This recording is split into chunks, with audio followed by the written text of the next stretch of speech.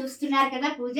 22వ తారీఖున మనందరము కూడా శ్రీరాముణ్ణి శ్రీరామ జయ రామ జయ జయ రామ అనుకుంటూ పూజించి శ్రీరామ రామ రామేతి అనే శ్లోకాన్ని చదువుకుంటూ శక్తానుసారం పానకం వడిపప్పు చలివిడ నైవేదన చేసి స్వామి వారిని దీపధూప నైవేద్యాలతో పూజించినటువంటి వారికి కష్టములు నష్టములు బాధలు ఉండవు. ఓం శుక్లాంబరధరం విష్ణుం శశివర్ణం చతుర్భుజం ప్రసన్నవదనం ధ్యాయే సర్వ విఘ్నోపశాంతయే అగజానన పద్మార్కం గజానన మహర్నిశం అనేకదంతం భక్తానాం ఏకదంతం ఉపాస్మహే. జై శ్రీరామ్ జై శ్రీరామ్ జై శ్రీరామ్ జై శ్రీరామ్. శ్రీరామ రామ రామేతి రమే రామ మనోరమే సహస్రనామ తత్తుల్యం రామనామ వరాననే.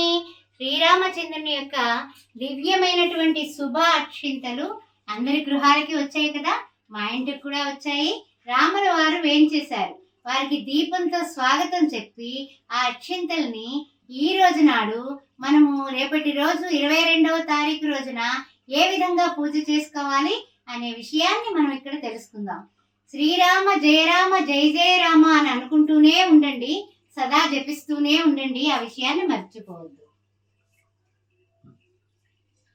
ఓం గంగణపతే నమః ఏకదంతాయ విద్మహే వక్రతుండాయ ధీమహి తన్నో దంతి ప్రచోదయాత్తు అని వినాయకుడిని పూజ చేసుకుని వినాయకుడికి కాస్తంత నైవేద్యం కూడా పెట్టుకొని గణానాన్వా గణపతి కుంభవామహి అని పటికి బెల్లం ముక్క చక్కగా నివేదన చేసుకుని ఆయనకి 3 సార్లు ప్రణాయ స్వాహ పనాయ స్వాహ ఉదానాయ స్వాహ సమానాయ స్వాహ అనేసి ఆయనకు నివేదన చూపించి ఆ వినాయకుడి పూజ అనంతరం పసుపుతో చేసుకోవచ్చు. వినాయకుడిని విగ్రహం ఉంటే కనుక మన పూజా మందిరంలో విగ్రహాన్ని ఇక్కడ మనం వినియోగించుకోవచ్చు.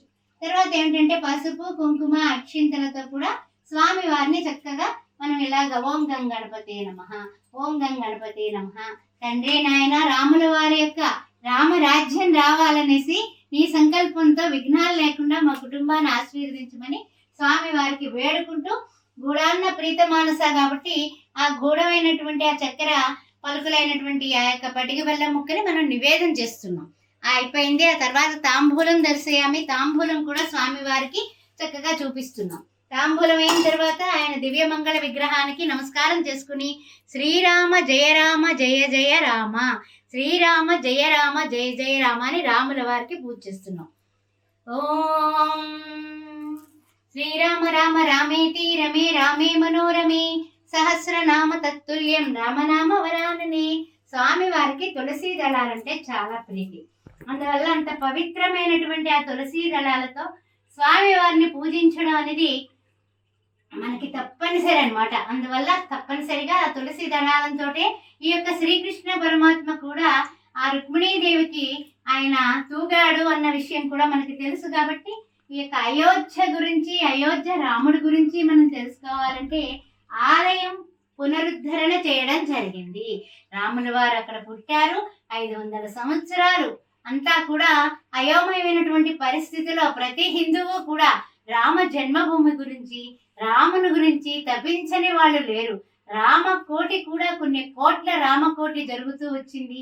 కొన్ని వేల కోట్ల లక్షల కోట్ల రామనామ జపాలు చేశారు.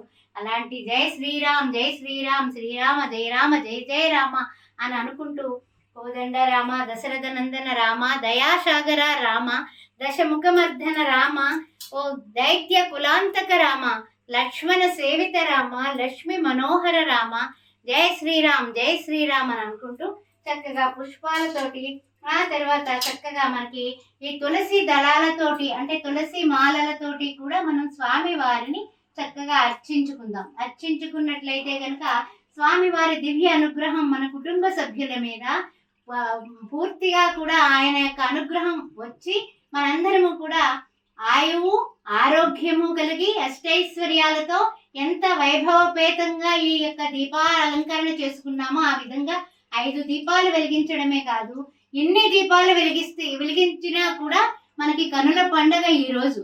అందువల్ల ఉదయం పూజ, సాయంత్రం పూజ, సాయంకాలం పూట కూడా 5 దీపాలు వెలిగించుకోవడం అనేది చాలా చాలా మన గృహానికి క్షేమదాయకం. రామరాజ్యం రావాలంటే రామ అనే శబ్దంలో రా అంటే ఓ నమో నారాయణాయలో రా అనే అక్షరాన్ని మనకి తీసుకోవడం జరిగింది అష్టాక్షరిలో. అదేవిధంగా మా అనే శబ్దాన్ని ఓ నమశివాయ అనే ఆ యొక్క ఏ మంత్రము రాదు, ఏ విధమైనటువంటి మంత్రాలు లేవు. అక్షింతలు కూడా కొన్నే వచ్చాయి, ఎక్కువ అక్షింతలు లేవు. మరి ఎలాగా అంటే కనుక వచ్చినటువంటి దివ్యమైనటువంటి అక్షింతలని చక్కగా మనము ఇప్పుడు చూడండి మన ఇంట్లో అక్షింతలతో కలుపుకున్నాము. కలుపుకోవడం వల్ల అక్షయమయ్యాయి అక్షింతలు, అంటే క్షయము కానిది అక్షింతలు.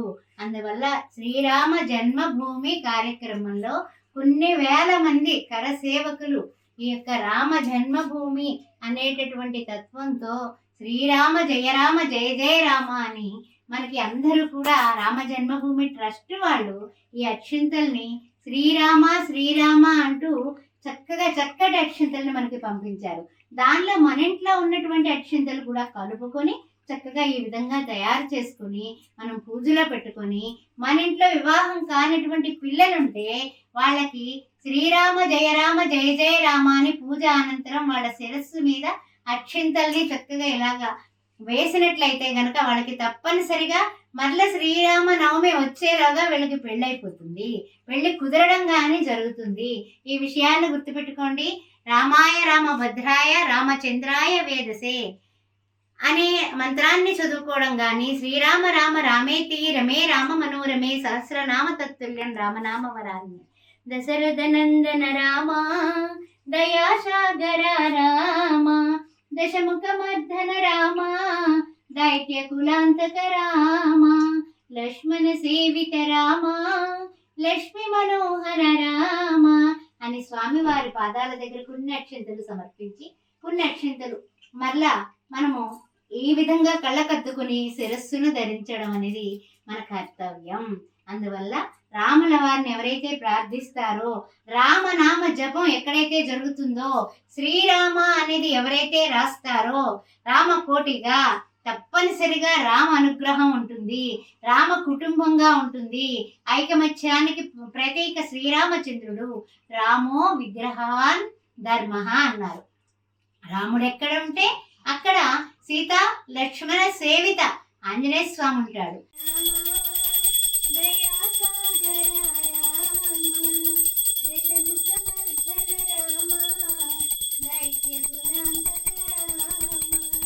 లక్ష్మణ సేవిత రామ లక్ష్మీ మనోహర రామ సూక్ష్మ స్వరూప రామ సుందర వదన రామ అతి సుందర వదన రామ దశరథనందన రామ దయాసాగర రామ రామ లక్ష్మణ జానకి జై బోలో హనుమానికి రామ లక్ష్మణ జానకి జై బోలో హనుమానికి రామ లక్ష్మణ జానకి జై బోలో హనుమానికి జై శ్రీరామ శ్రీరామ రామ రామేతి రమే రామ మనోరమే సహస్రనామ తత్తుల్యం రామనామ వరాననే. జై శ్రీరామ్ జై శ్రీరామ్ శ్రీరామ జయ రామ జయ జయ రామ. అందరూ కూడా హారతి కళ్ళకద్దుకోండి. జై శ్రీరామ్ జై శ్రీరామ్ జై శ్రీరామ్ జై శ్రీరామ్. అన్ని రకాల ఆనందాలు మీ గృహాల్లో కలిగి సకల సంపదలతోటి అష్టైశ్వర్యాలతోటి పిల్లా పాపలతో మీరు ఆనందంగా ఉండాలని శ్రీరామచంద్రమూర్తిని వేడుకుంటూ జై శ్రీరామ్.